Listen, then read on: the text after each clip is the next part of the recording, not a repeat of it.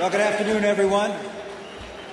It's a pleasure to be back here with you for the second year in a row, and I've been asked to speak about my personal experiences in Iraq with both the MEK and with the Iranian regime. But first, congratulations, Madam Rajavi, and to all of you for succeeding in the removal of the MEK from the U.S. terrorist list. It's a tribute to the perseverance and the persistence of this organization. But candidly, based on my experience, it should have been done a long time ago. I was in Iraq in 2004 when the MEK were granted protected status. I closely monitored their activities for the almost 3 years that I was in Iraq. I received weekly reports from my generals who are familiar to some of you, Generals Miller, Brandenburg, and Gardner. I can tell you that the MEK never posed a problem for the multinational force, and that Camp Ashraf was always uneventful. Therefore, I watched with grave concern the events of 2009, 2011, and the recent mortar attacks. And it's clear to me that our work with the MEK is long from finished. The men and women at Camp Liberty are still at risk. The United Nations, the U.S. government, and the Iraqi government have all agreed that the MEK must be protected. They must see that this is done. More must be done, and more must be done quickly, particularly by the Maliki government in Iraq. They have to improve force protection at Camp Liberty.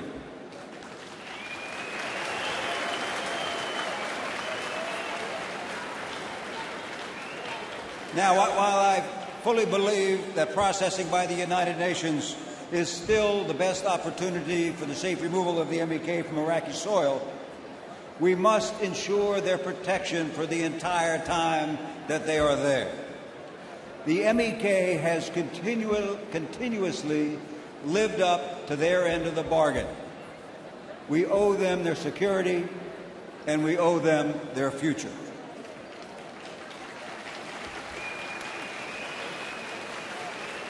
Now, let me just take these last few minutes here to talk about the role that the Iranian regime played in destabilizing Iraq.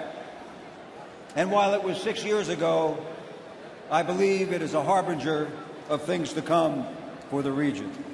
I've seen firsthand the brutality and the destructive nature of the Iran's role inside Iraq. And as I've thought about this, 4 things from my time there about the Iranian regime are crystal clear to me. First of all, the regime actively used terror to accomplish its political objectives. Secondly, their training and equipping of Iraqi militias was a major factor in sustaining the sectarian violence that racked Iraq in 2006 and 2007. Third, this regime is directly responsible for the killing of hundreds of coalition forces and thousands of Iraqis. And lastly, because of those things, they richly deserve their designation as a state sponsor of terror. Now, going into Iraq, we believe that Iran's goals were to see a friendly regime seated in Iraq. And they also wanted the U.S. government to fail in our efforts to build a stable democracy in Iraq. It took us some time, but we saw that they utilized a 3-pronged approach to accomplish this. They gained political influence by financially supporting Iraqi political parties and Iraqi political leaders. They gained public support by providing economic assistance to Iraqis primarily in the southern part of the country. And they fostered instability in Iraq through the training and equipping of terrorist organizations. We saw from the beginning that there was a close connection between the Quds Force and the Shia militias. But we didn't really begin to see the full impact of Iran's influence until after the bombing of the Al-Askari Mosque in Samarra in February of 2006. As our intelligence got better, as we conducted more raids on Iranian-backed militias, We discovered a particular type of improvised explosive device that was handmade in Iran. We discovered the latest rocket-propelled grenades and mortars and rockets that had writing on them in Farsi and had the dates with which they were made. So it was clear that they had come recently from Iran.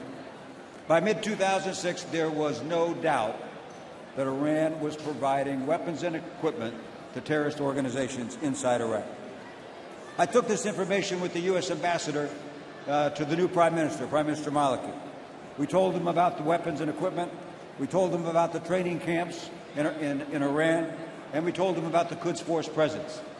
At the end of the briefing, he looked at me and said, "They are conducting terrorism in my country."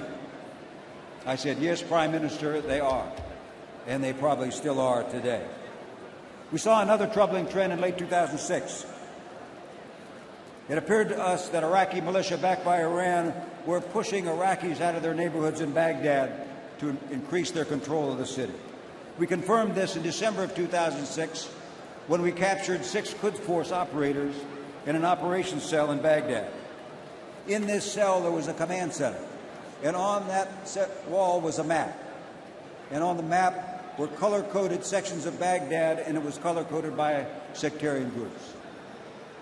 On the map were arrows showing the potential movement of these populations. It was immediately crystal clear to us that Iran was purposely and directly fomenting sectarian violence to destabilize Iraq. So what should you take from all this? History is only as important as a guide for the future. I can tell you that this regime will not stop in its support of terror, and they will continue to use terror to accomplish their political objectives and to spread instability across the Middle East.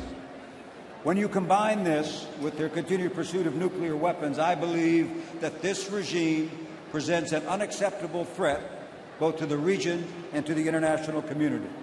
And I can think of no other case when a democratic opposition to an existing regime is more warranted. So I applaud you for your efforts, and I wish you every success. Thank you very much.